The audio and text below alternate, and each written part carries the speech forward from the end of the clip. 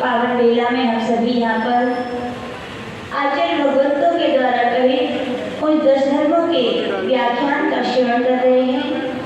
आज 10 धर्मों में चौथे धर्म का विवरण सुनने का समय है और चौथे धर्म का नाम क्या है? उत्तम शौच धर्म।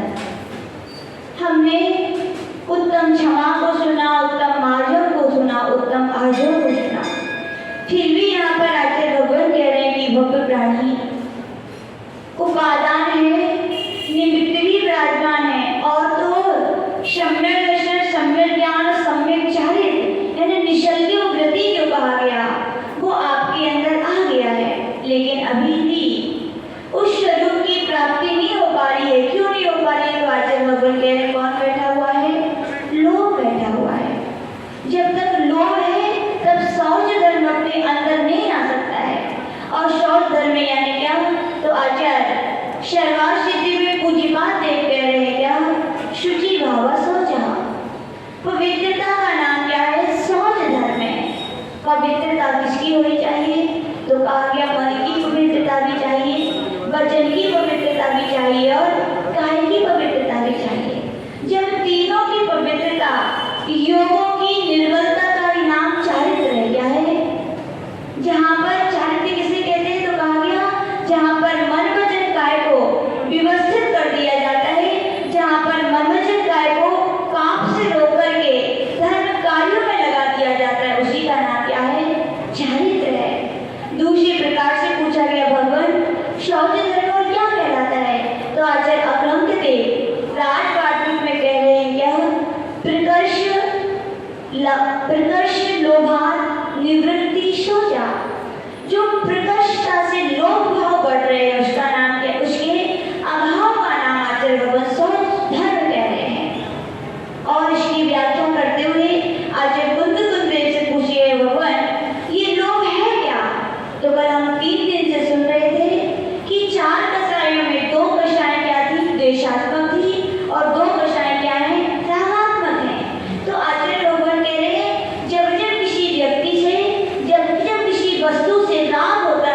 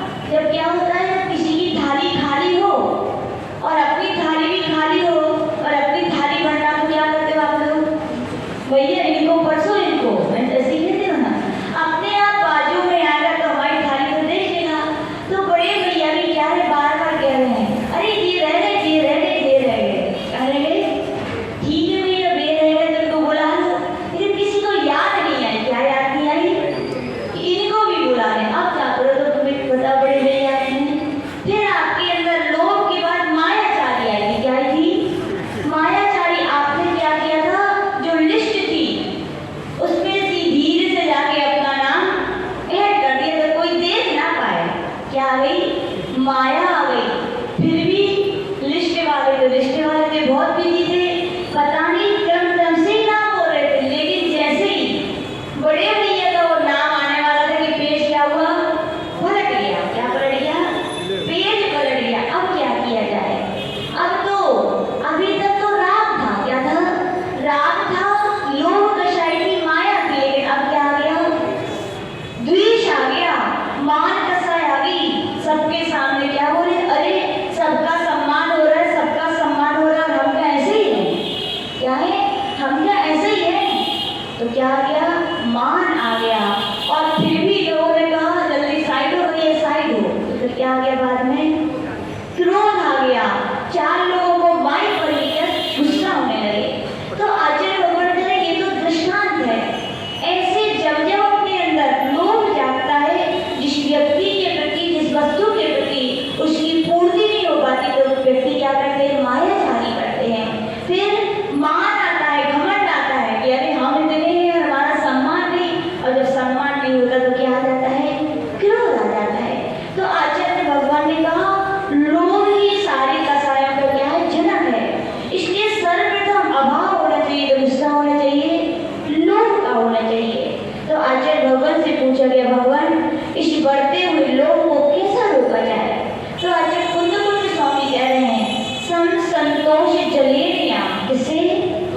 सम यानी समता और संतोष, क्षमता और संतोष के जल के द्वारा बढ़ते हुए लोगों को रोका जा सकता है। रोका जा सकता है कि नहीं? रोका जा सकता है। क्षमता किसका आभूषण बताओ? क्षमता संतों का आभूषण है। किसका आभूषण है? क्षमता की। क्षमता यानी क्या? आचार्य से एक बार पूछा आचार्य समता यानी क्या? तो गुरुदेव ने कहा समता यानी सुख दुख की सहेली। कौन सी सहेली?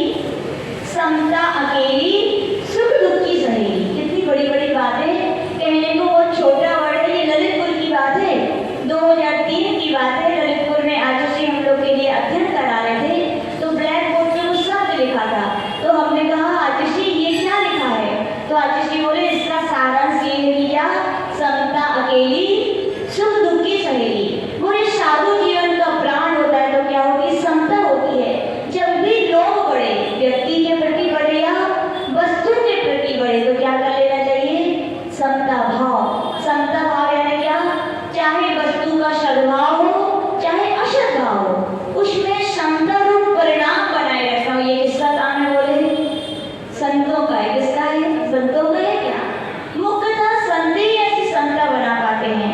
देखो लंबा लंबा बिहार होता है कि नहीं होता? हमने तो भैया सारे वो आचार्य की ऊपर की है, क्योंकि उनको देखा और उनके साथ रहे हैं।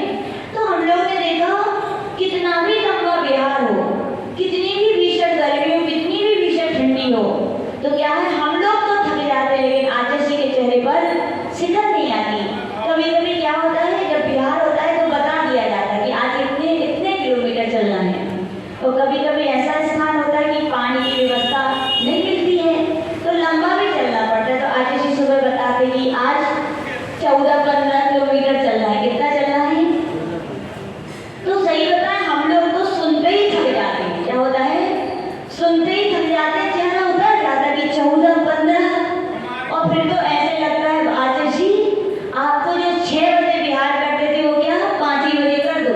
लेकिन आचार्य जी के रूटीन में कोई अंतर नहीं आता। वो कहते चलना ही तो है, करना क्या है? आहार ही तो करना है। बोले चलते रहेंगे आराम से। हम लोग बोलते आदि थोड़ा स्पीड से ही चल लो आप। बोले नहीं, क्या करना है? आराम से चलो। यानी कि चाहे सुख हो चाहे दुख हो, चाहे अपने अनुकूल व्यवस्था हो चाहे प्रतिकूल व्यवस्था हो, संत जो रहते हैं वो क्या करते हैं? हमेशा समता भाव रखते। इसीलिए कहा गया उनके यहाँ क्या होता है? उत्तम शौच धर्म में पाया जाता है। और श्रावकों से कहा गया भैया समता ना रख पाओ तो क्या रखो? संतोष रखो। संतोष समझते हो क्या? क्या होता है संतोष? संतोष यानी प्राप्त जो है, जो प्राप्त है वो ही पर्याप्त है। क्या है? प्राप्त में ही पर्याप्तता में की भावना की पूर्णता कर लेना, इसका नाम क्या है? संतोष। और जब संतोष कहा जाता है, संतोष धन सबसे बड़ा धन है। क्या है? संतोष जिसके पास आ जाता है, आचार्य भगवान कह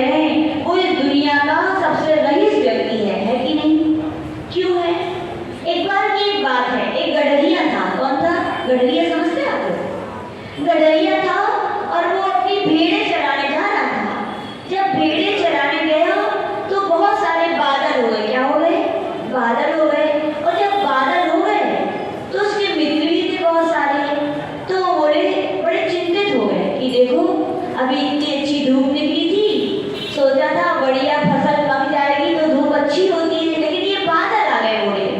बोले बहुत टेंशन में हूँ, बहुत चिंतन में हूँ। सब आपस में बातें कर रहे थे, सब टेंशन और चिंता की बातें कर रहे थे, लेकिन एक व्यक्ति था, वो क्या टेंशन में नहीं था। तो उससे पूछे, भैया क्या तुम्हारी खेती खराब नहीं होगी? तो क्या बोला?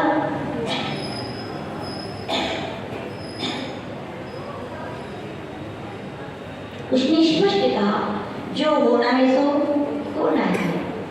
प्रकृति प्रकृति है, प्रकृति को बदला नहीं जा सकता है। बोले पानी को बरसना है तो बरसना है, नहीं बरसना है तो नहीं बरसना है। मेरे सोचने से कुछ होने वाला नहीं है, मेरा तो इतना ही कर्तव्य है, जो हो रहा है तो उसमें क्या रखें? समता रखें। इसका नाम क्या है? संतोष। लेकिन अपने अंदर संतोष आ पाता है क्या? लेकिन संतोष आना चाहिए। आतिश जी बताते हैं बड़े बड़े विद्वान हो गए ऐसे जिनके अंदर संतोष था। क्या था? कितना संतोष था? जितनी उनकी आवश्यकता थी उतना ही वे धन का अर्जन करते थे। बाकी समय क्या कर देते थे? वो दुकान बंद। किनका उदाहरण आता है? पंडित भागचंद जी का, पंडित बरैया जी का, गोपाल दास जी बरैया का भी आता है। हाँ, किसका बता रहे हैं? नहीं, तो पगड़ी बेचते कौन थे? आतिश जी बता, ठीक कोई भी विद्वान थे, उनके पगड़ी बेचने का था। क्या काम था? चलता पगड़ी बेचने का। इतने धर्मात्मा थे, बड़े संतोषी थे। उन्हें सुबह होती थी, अपनी धार्मिक क्रियाएं करते थे। धार्मिक क्रियाएं के करने के बाद, शुद्ध भोजन करने के बाद, आहार लेने के बाद कितने बजे दुकान खोलते थे? 12 बजे। और कितने? केवल 5 पगड़ी बेचते थे। कितनी? और उनकी 5 पगड़ी खरीदने के लिए दुकान पे लाइन लगी रहती थी। क्या लगी रहती थी? दुकान बाद में खुलती थी, लोग पहले से आके खड़े हो जाते थे। और 5 पगड़ी बेचने के बाद में क्या करते थे? दुकान को बंद करने लगते थे। लोग कहते थे, भैया पंडित जी एक हमें तो दे दो, लेकिन वे क्या कहते थे? हमारा 5 पगड़ी में क्या हो जाएगा? काम हो जाएगा, हमारी इतनी जिंदगी आराम से चल जाएगी, अब मुझे इसकी आवश्यकता नहीं है। और वे तो कह देते थे, भैया पड़ोसी के यहाँ से क्या खरीद लो। ये क्या कहलाता है? संतोष। लेकिन अपने भी आज देखते हैं, पेट में क्या भरनी है? पेटी भरनी है। पेटी के बाद पीढ़ियां भरनी पड़ती। क्या भरनी पड़ती है? पीढ़ियां। पोते को रख दे, फिर उसके पोते को रख दे, लेकिन कब तक धन रहेगा भैया? ये कब तक रहेगा बताइए?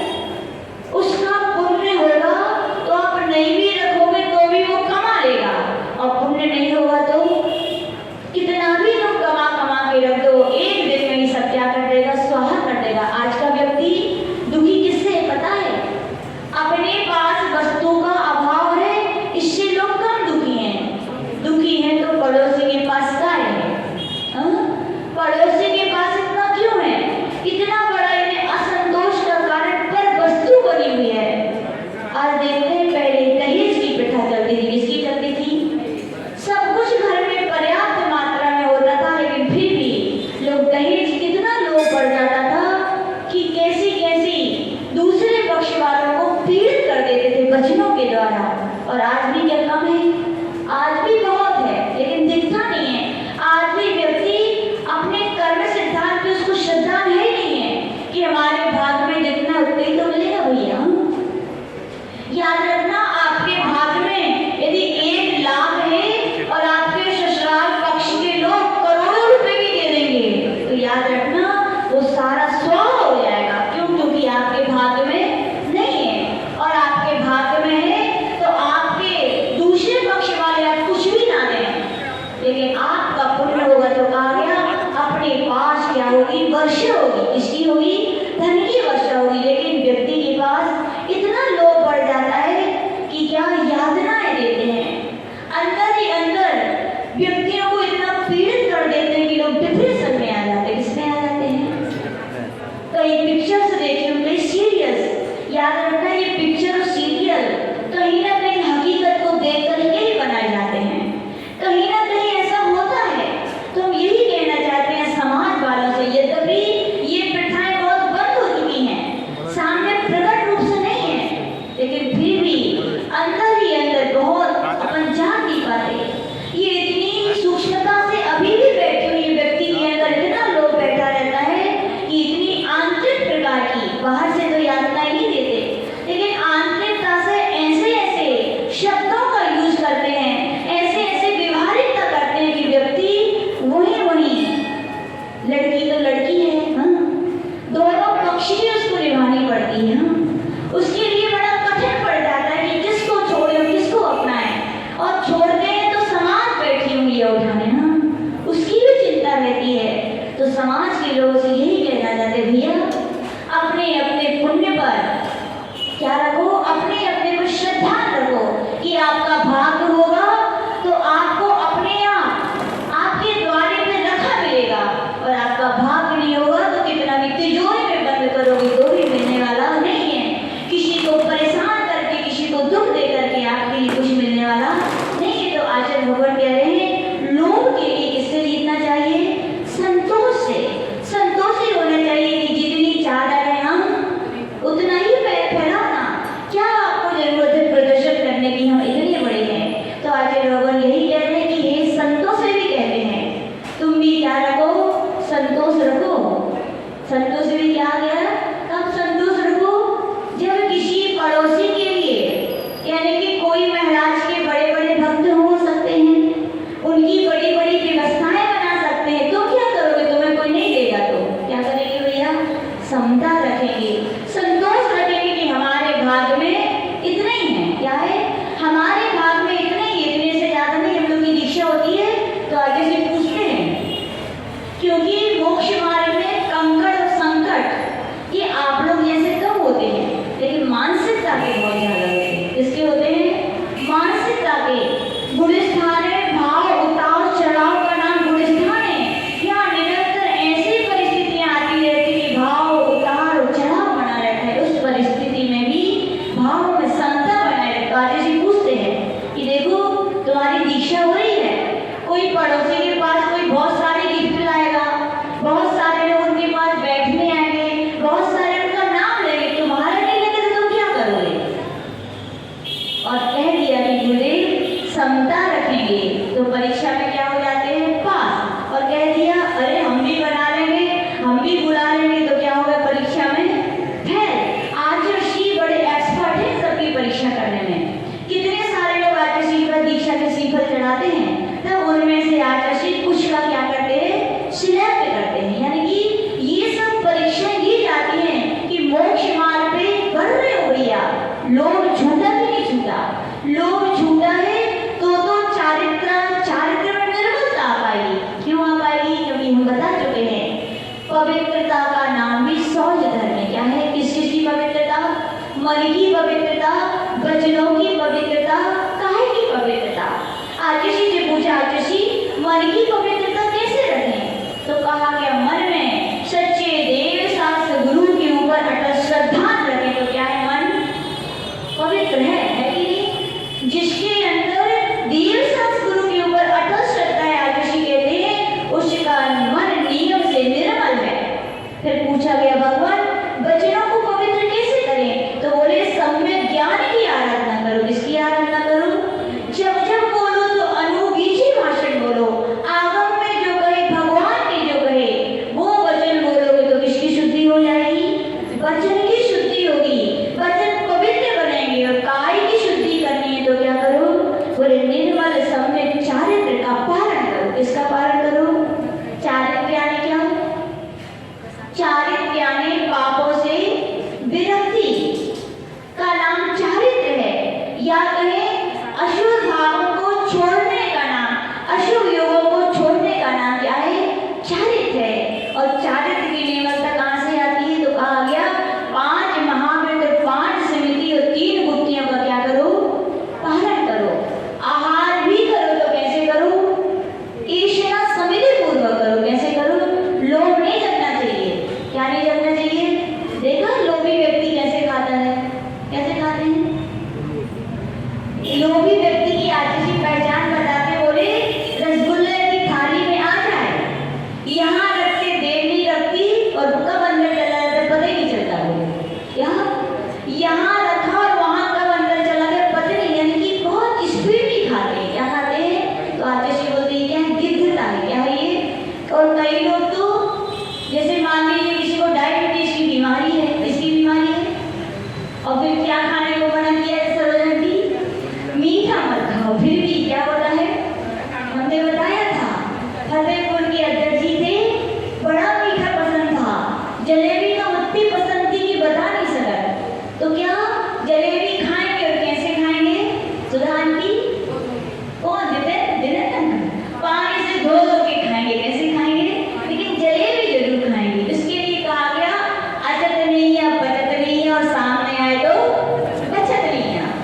ऐसी जिनकी दुर्दताएं, जिनके अंदर लोभ होता है, उनकी ऐसी आदत होती है। तो आज हम लोग को समझाते हैं साधकों सुनो, याद रखना उस कहानी के लिए जब एक संत दिगंबर संत एक वृक्ष के नीचे बैठे हुए थे और एक भक्त आया था।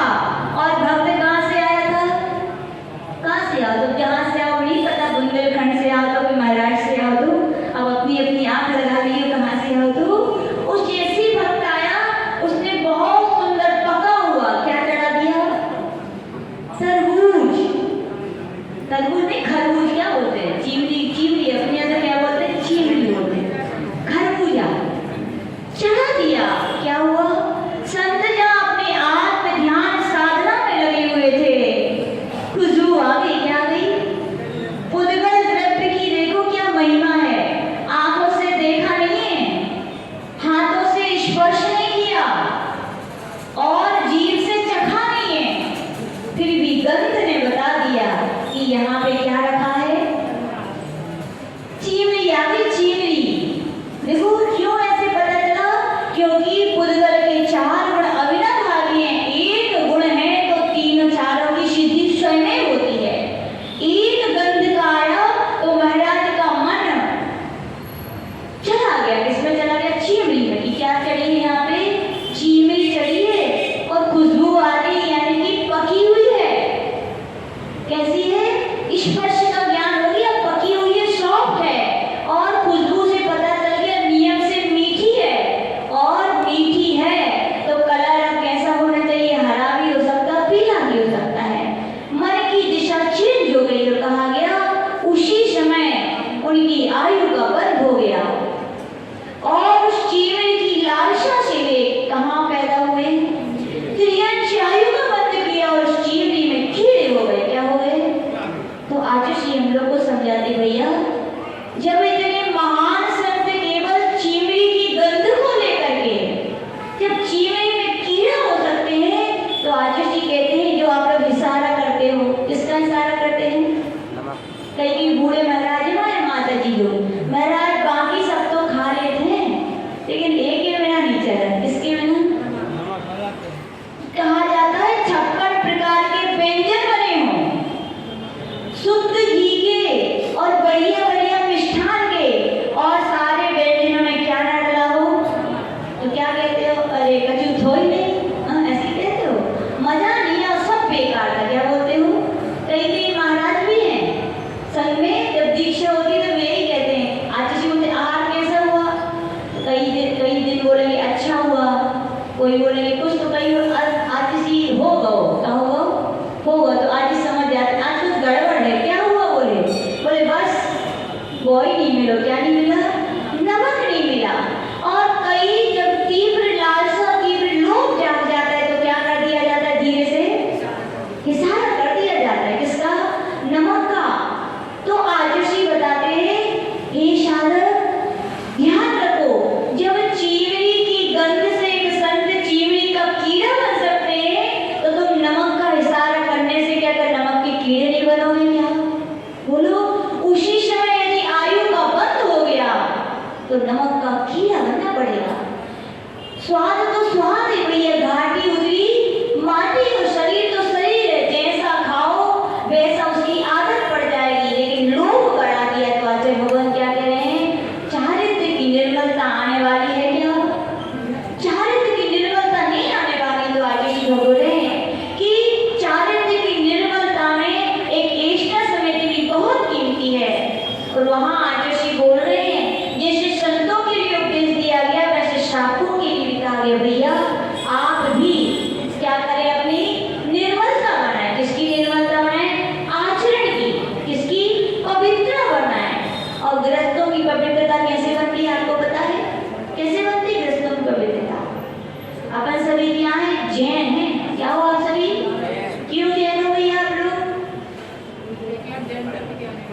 जैन धर्म के अनुयायी हैं। हम जिन्हें भगवान ने कहा उसको मानने वाले, इसलिए हम जैन हैं। और जैन धर्म का सबसे पवित्रता का कोई हेतु दिया गया तो कुलाचार का पालन करना कहा गया। इसका पालन करना कहा गया, कुलाचार। पूछो ये कुलाचार क्या कहलाता है? कुलाचार यानी मर्यादाओं का पालन करना। किसका पालन करना? मर्यादाएं। मर्यादाएं कौन कौन सी होती है? मर्यादाओं के विषय में कहा गया सूतक पातक की मर्यादाओं का ध्यान रखना। किसका ध्यान रखना? और कितने प्रकार के सूतक पातक होते हैं? आप लोग केवल दो ही जानते हो, कोई खत्म हो गया तो सूतक और कोई उत्पन्न हो गया तो पातक या शूद्र। लेकिन इसके अलावा भी 3 प्रकार का सूतक पातक कहा गया।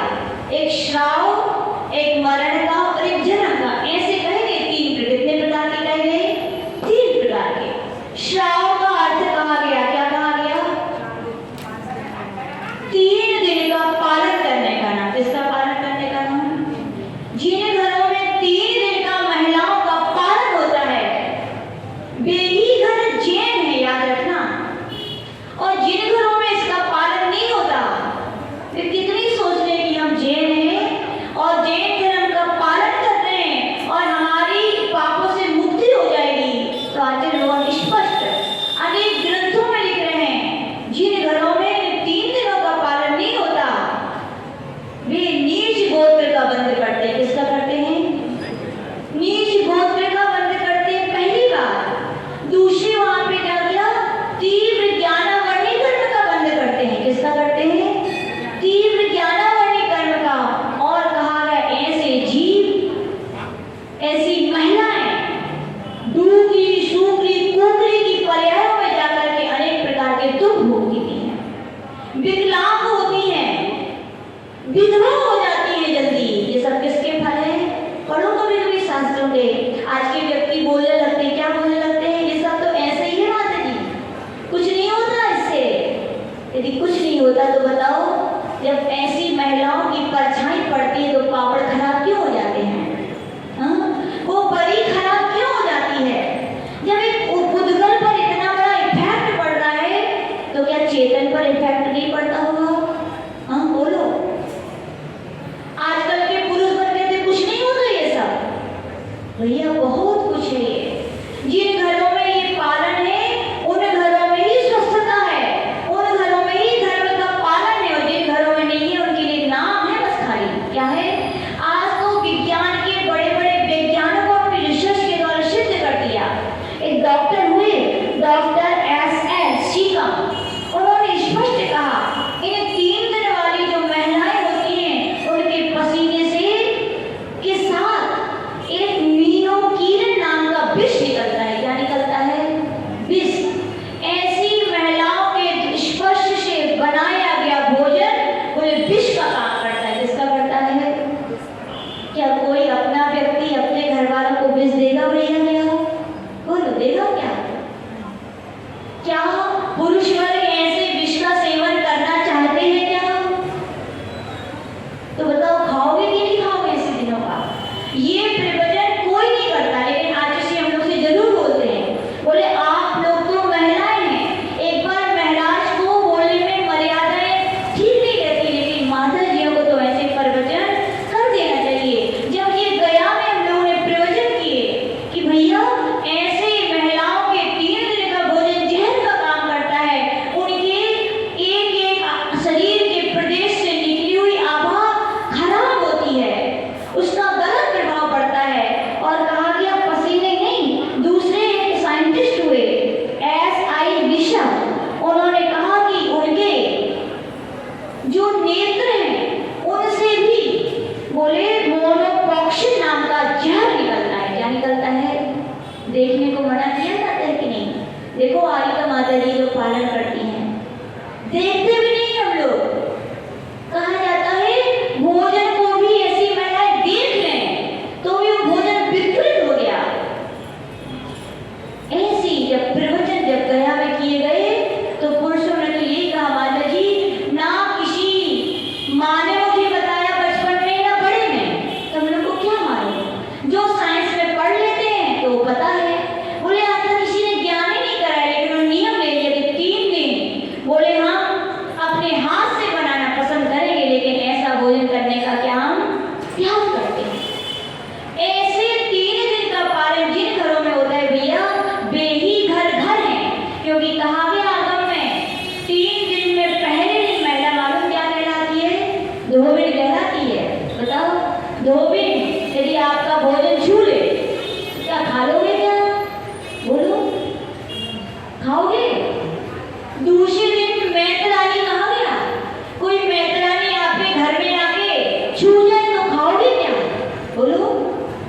चाहते हो क्या? तीसरे दिन चांडाली कहा गया। चांडाली यदि स्पर्श कर जाती है तो तुम शुद्धि करते हो। क्या करते हो? शुद्धि करते हो उस स्थान की। और ये तो साक्षात तुम्हारा पूरा घर ही चांडाल बन रहा है। तो एक के संसर्ग से बोलो ऐसे तो याद रखना, ज्यादा विश्लेषण नहीं कर रहे हैं। समझदार के लिए इशारा ही काफी होता है। अपने जीवन में पवित्रता लाना चाहते हो, अपने घर को बीमारियों से बचाना चाहते हो, अपने मन में धार्मिकता लाना चाहते हो, तो इन 3 दिनों का पालन अपनी छोटी छोटी बेटियों को भी सिखाया करो और इसके साथ साथ बेटों को भी सिखाया करो। जब तक बेटों को ज्ञान नहीं होगा तब तक बहू बन जाती है, जब उसका पालन करना मुश्किल हो जाता है, क्योंकि पति का प्रेशर पड़े तो कई बार नई शादी भी करना पड़ता है। इसलिए ध्यान रखना आप लोग भी। चंद्र षष्ठी की कथा व्रत निकल गया, केवल उसमें महिलाओं को करने का उपदेश नहीं दिया गया, उसमें पुरुषों को भी करने का उपदेश दिया। क्यों? क्योंकि पुरुष भी उसमें भागीदार होते हैं। वे मानते नहीं है तो महिलाओं को करना पड़ता है। तो याद रखना, वे तो पाप की भागीदार है तो है, नरक निगोद की जो भोगेंगी तो भोगेंगी, लेकिन साथ में आप लोगों को भी जाना पड़ेगा। इसलिए श्रेष्ठ है अपने घरों में क्या होना चाहिए, 3 दिन का पालन जरूर होना चाहिए। आजकल होता तो है, लेकिन कैसा होता है? बोले किचन अकेले का नहीं, झूठे बात नहीं, बाकी सब चलता है। उसी बिस्तर पर बैठ रहे हो, उसी बेही वस्त्र आप मंदिर बाहर पार्टी में जाते हो पहन लेते हो, और बेही कवर के वस्त्र कहाँ आते हो? मंदिर में आते हो। उन्हीं चिटाइयों पर बैठ जाते हो और उन्हीं चिटाइयों पर सोने के वस्त्र पहने हुए जिनको पुरुषों को भगवान को स्पर्शित करना है, वे पुरुष भी आके बैठ जाते हैं कि नहीं? अब बताओ, ऐसे पुरुष यदि भगवान को स्पर्शित करेंगे तो पाप किसको लगेगा? बोलो, किसको लगेगा? पुरुषों को लगेगा, लेकिन उतना नहीं लगेगा जितना महिलाओं को लगेगा। महिलाओं ने कुलाचार का पालन का ध्यान नहीं रखा। वे पहले के समय में क्या, अभी हम ही लोग के समय में, अभी भी कई घर ऐसे हैं, चले जाओ राजस्थान साइड, पूरा पालन करते हैं राजस्थान के लोग। 3 दिन के फिक्स बर्तन हैं, इनमें ही आपको खाना है। और अपने यहाँ क्या, खाने के लिए तो बर्तन में दूर से लेते हैं, और बेटा कोई नहीं है तुम्हें साफ कर दो, पूरे साफ उन्हीं से करवा लिए। क्या हुआ? सब तो छू गए ना। राजस्थान में 3 दिन बर्तन फिक्स होते हैं, इनमें ही आपको खाना है। वस्त्र फिक्स है, इनको ही पहनना है, और चिटाई फिक्स है, इसी पर ही सोना है। बाकी आपको अन्य छूने की आवश्यकता नहीं है। और ऐसा होता है तो वे घर देख लो स्वस्थ हैं, प्रसन्न हैं। और अपन नहीं करते तो देख लो घर घरों में क्यों बीमारियां हैं। एक बीमारियों का मुख्य कारण यही है कि घरों में कुलाचार का क्या नहीं हो रहा है, पालन नहीं हो रहा है। कर भी रहे तो 30 दिन सिर धो लेते हैं। बोले क्या धो लेते हैं? आगम में स्पष्ट आया है 3 दिन का पालन होने की चाहिए। 4थे दिन महिलाएं केवल अपने घर वालों के लिए आहार बनाने के योग्य नहीं गई, व्रती होगा तो उनके लिए वो नहीं बना सकती हैं। तो सोचिए, अपन अपने ही घर के लोगों को क्या परोस रहे हैं? अपने हाथों से विष परोस रहे हो। क्या परोस रहे हो? और इसका इफेक्ट आप मानो या ना मानो, साइंस बड़े बड़े विदेशों में जब हम लोग एक मैगजीन पढ़ रहे थे और आतिशी की आगम जब कुशाओ पुस्तक है, उसमें ये आरिकाओं का जब विषय लिया गया तो वहाँ पे आतिशी ने बताया किस देश में ऐसे ऐसे देश भी हैं जहाँ 3 दिन महिलाएं भूमि को भी स्पर्श नहीं करती। उनके लिए अलग से शांतला एक पुस्तक पढ़ रहे थे, उपन्यास, अपनी जैन धर्म की कर्नाटक की बहुत प्रसिद्ध महिला हुई शांतला। वो जब पढ़ रहे थे, हम लोग बहुत शिक्षाप्रद बातें हैं उसमें लिखा गया, मतलब लगभग 3री-4री शताब्दी की होगी वो। उस शताब्दी में कैसे होता था पालन कहा गया, ऐसी महिलाओं के लिए गांव के बाहर स्थान बने रहते थे, 3 दिन में जाके वही रहती थी। अपन उतना ना कर सको भैया, लेकिन अपने घर में रहकर एक कोनिया में तो बैठ सकते हो, इतना नहीं कर सकते। कम से कम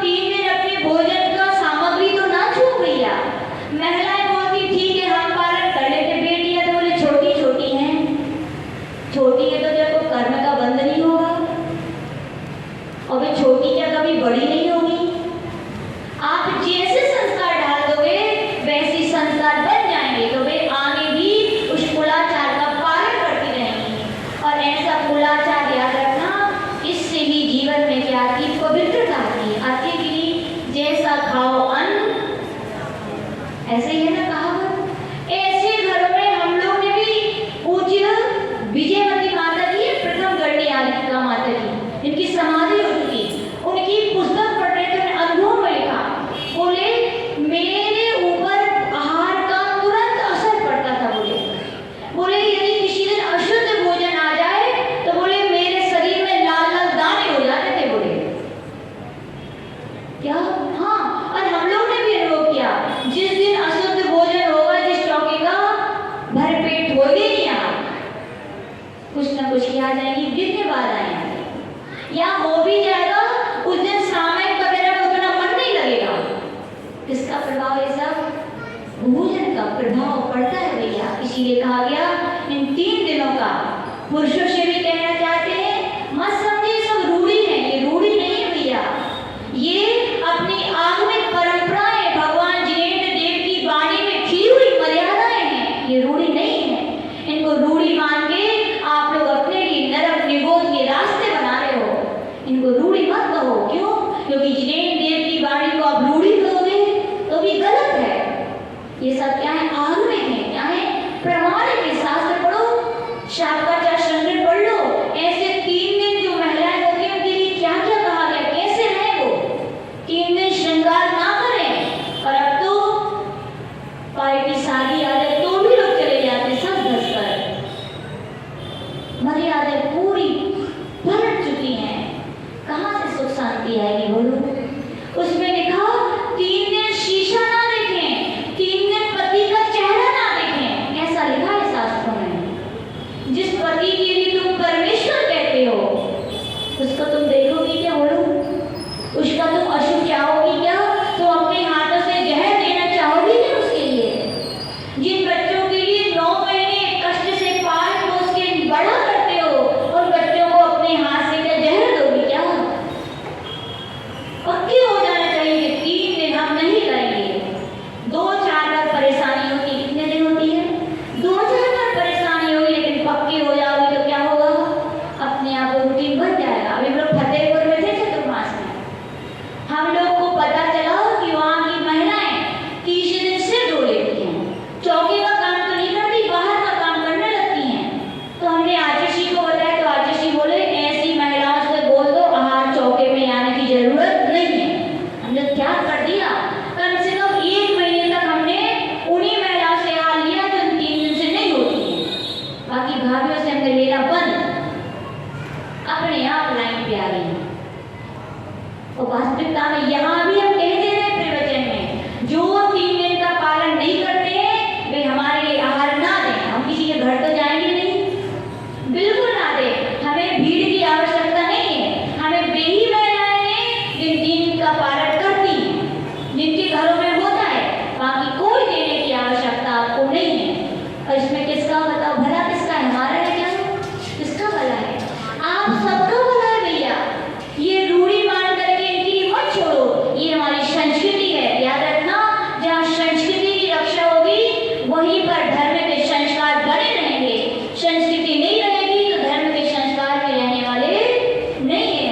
तो याद रखना, कुलाचार ही होता है। पहले कुलाचार था, पुरुष लोग या महिलाएं दीर्घ शंका जाते थे तो कपड़े चेंज करते थे कि नहीं करते थे बोलो?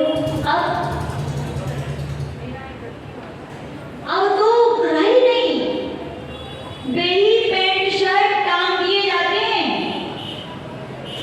बेही अंदर के कपड़े पहन के चले जाते हैं और बेही पहन करके फिर चले जाते हैं।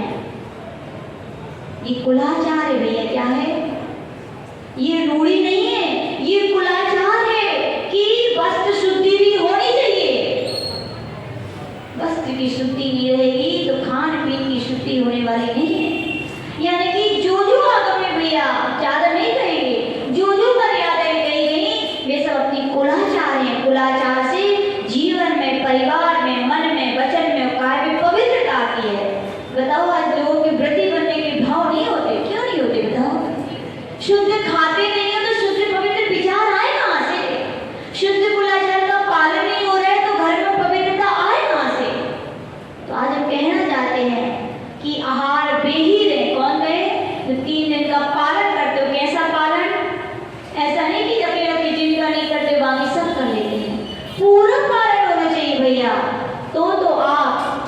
विश्वास रखना कि हम जो धर्म कर रहे हैं वो धर्म है, नहीं तो पाप के बीज ही है कि नहीं?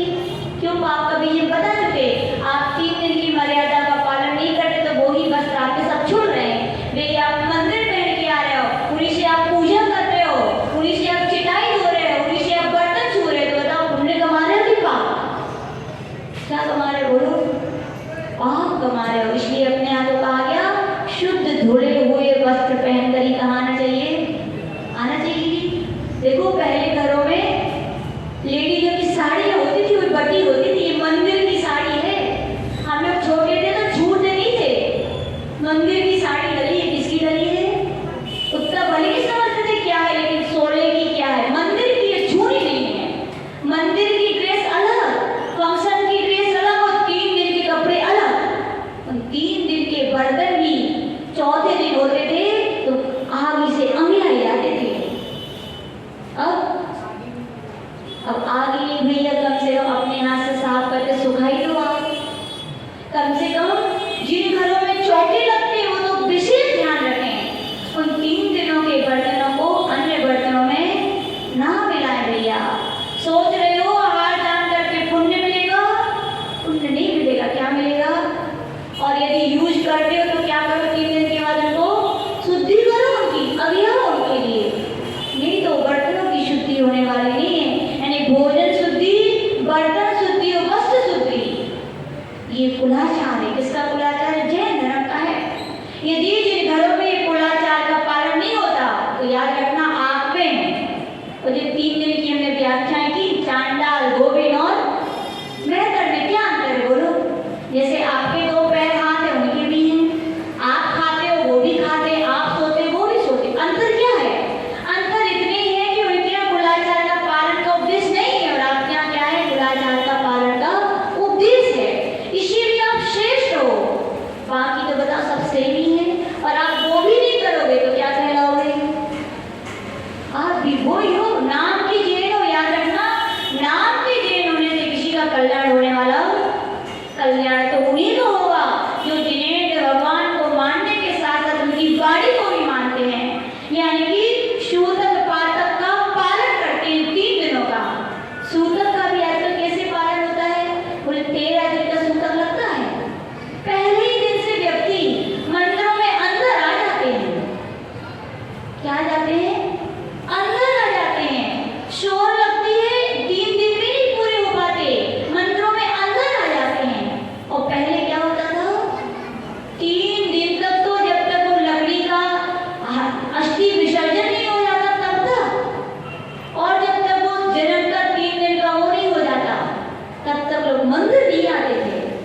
शिखर के बाहर से दर्शन कर लेते थे, दहली नहीं लांघते थे। फिर 3 दिन के बाद दहली लांघ करके एक मर्यादा रहती थी कि यहीं से दर्शन करने हैं, ना चिटाई छूनी है, ना मंदिर का कुछ छूना है, बाहर से दर्शन करने हैं। आज तो वेदियों के पास आके खड़े हो जाते हैं लोग। क्या वो सूतक लगा है? बोले क्या लगा है? याद रखना, सूतक पातक का पालन नहीं होगा ना तो आपकी दुर्गति निश्चित है।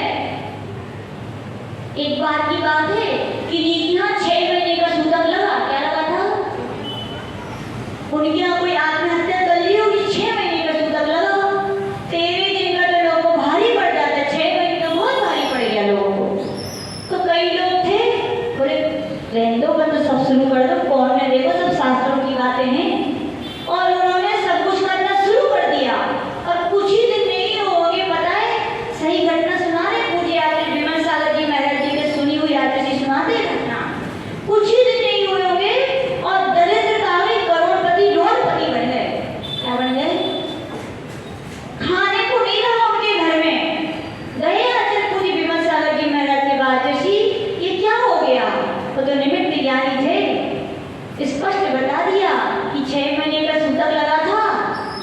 बोले आपको कैसे पता चला? बोले कोई बताए या ना बताए, तुम्हारे कर्मों के फल आ रहे हैं, जी बता रहे हैं। आपने उसका पालन नहीं किया, उसका ये फल है। बोले किसका फल है? सूतक का पातक ना पालन करने का। तो उन्होंने प्रायश्चित लिया, पूरे परिवार ने 6 महीने का सूतक पालन किया, तब वह गाड़ी लाइन पे आ पाई। याद रखना क्या होना चाहिए? सूतक पातक का।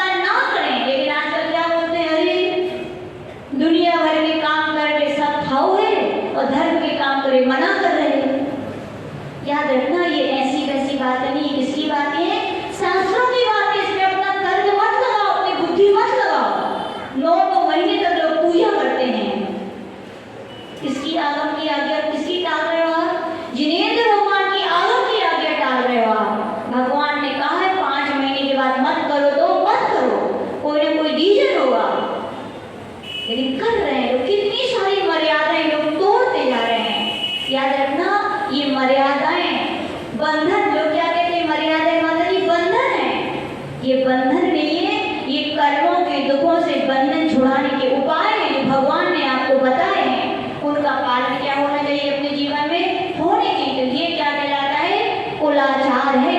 और ये कुलाचार का यदि पालन नहीं कर रहे हो तो आप भी क्या हो, उन्हीं जैसे हो। यदि वे आ जाए तो आप शुद्धि करते हो, क्या करते हो, उनको यदि पता चल जाए तो वे भी कहेंगे कि अब ये भी निकल रहे बढ़िया, हम भी क्या कर ले, हम तो केवल जाति के हैं, लेकिन ये तो जाति के श्रेष्ठ होकर के भी ऐसे कर रहे हैं, तो वे भी शुद्धि करने लगेंगे। याद रखना। तो बुरा लगेगा कि नहीं लगेगा, बोलो, लगेगा ना। इतनी उच्च गोत्र में आकर के, इतनी ऊंचाइयों को प्राप्त करके जब नरक निगोद में जाना पड़ेगा तो कैसा लगेगा, बोलो, अच्छा लगेगा क्या। फिर याद आएगी कि देखो भगवान ने, गुरुजनों ने शास्त्रों में स्पष्ट लिखा था, लेकिन हमने थोड़े अपने लोभ के कारण, किसके कारण, लोभ ही तो है। कौन बनाए, हम पुरुष क्या सोचते हैं, 3 दिन कौन बनाएगा, सूखी दाल रोटी हम बनाएंगे तो कैसे मिलेगी, वे बनाएंगी तो बढ़िया मिलेगी, चाहे वो जहर वाली हो, अच्छा लगता है खाने में। हम लोग भी तो है कि नहीं। लड़कियां सोचती है पार्टियों में, शादियों में नहीं जा पाएंगे, अरे नहीं जाओगे तो कुछ नहीं बिगड़ने वाला है, ये भी लोभ है। क्या है, लोभ ही है।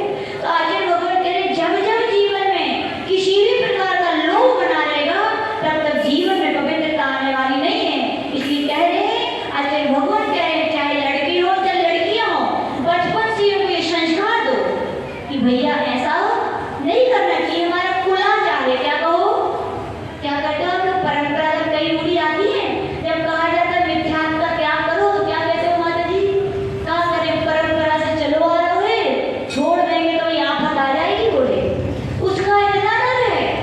और यहाँ आगम की वाणी की अवहेलना हो रही है, उसका डर नहीं है। ये भी कुलाचार है। क्या है, ये भी आगम के परंपरागत दिया गया आचरण का उपदेश है, ऐसा होनी चाहिए, आदेश है। और क्या है, आदेश है, ऐसा होनी चाहिए। और जो करेगा उसके तो जीवन में पवित्रता आएगी, उसके जीवन में शौच धर्म आएगा। तो ग्रस्तों का है, जब ग्रस्तों में निर्मलता आएगी तो ध्यान रखना, तभी साधुओं की साधना में निर्मलता आएगी। आएगी कि नहीं आएगी, आएगी। साधुओं की साधना में निर्मलता आएगी तो क्षमता आएगी, और क्षमता आएगी तो क्या होगी, साधना का फल उन्हें समाधि यानी ध्यान की प्राप्ति होगी। वो ध्यान ही हमारे उत्तम सोच जो आत्मा का धर्म है उसकी प्राप्ति करा पाएगा। तो आज इतना ही कहेंगे कि उत्तम सोच धर्म में कह रहा है, जीवन में घर में क्या होनी चाहिए, कुलाचार का पालन अवश्य होना चाहिए। हम तो कहते हैं पुरुष नियम ले लें, क्या नियम ले लें, 3 दिन हम बना के खा सकते, क्या नहीं खा सकते, बोलो। जब कहीं वो जाती है तो बना के नहीं खाते, क्या करते हो मजबूरी में, जब खाते हैं तो 3 दिन भी ले लेना नियम कि हम नहीं खाते। पुरुष बोलते हैं ठीक है बाजार में खा लेंगे, क्या बोलते हैं, बाजार में कौन सा शुद्ध मिल रहा है तुम्हारे लिए, कौन सा शुद्ध मिल रहा है। तो ऐसा नहीं कि बाजार में खाया, नहीं भैया, अपने हाथ की याद रखना। वो जली कटी रोटी भी कैसी लगती है, मीठी लगती है। नहीं, 3 दिन ऐसा मीठा भोजन खाने मिले तो आनंद आएगा कि नहीं आएगा, जरूर आनंद आएगा। तो ऐसा नियम ले लेना चाहिए भैया कि हम ऐसी दुर्गति में ना स्वयं जाएंगे, ना अपनी पत्नियों को भेजेंगे, उनको पालन कराएंगे, और ना और अपने बच्चों को संस्कार देंगे। वे भी जिस घर में जाए वहाँ क्या हो, कुलाचार के दीप जले। क्या जले, कुलाचार के दीप जले, स्वर्ग सा घर बने। ऐसा ना हो बेटी जाए और नरक बन जाए। हाँ, कहीं ऐसी होती है, संस्कार नहीं होते, सास ससुर समझा समझा के परेशान, लेकिन आज की पढ़ाई ने सब बिगाड़ दिया, संस्कार कुछ नहीं होता। तो क्या, तो आचार्य भगवान यही कह रहे हैं कि अपने बच्चों को सबको संस्कार दीजिए जिससे कुलाचार का पालन हो और अपने जीवन में पवित्रता है। इसी भावना के साथ योगी परम पूज्य आचार्य गुरुदेव श्री विराट सागर जी महाराज की, आलका श्री माता जी की, आलका संघ की, पेपर आइएगा, पेपर चंगी जल्दी लाओ।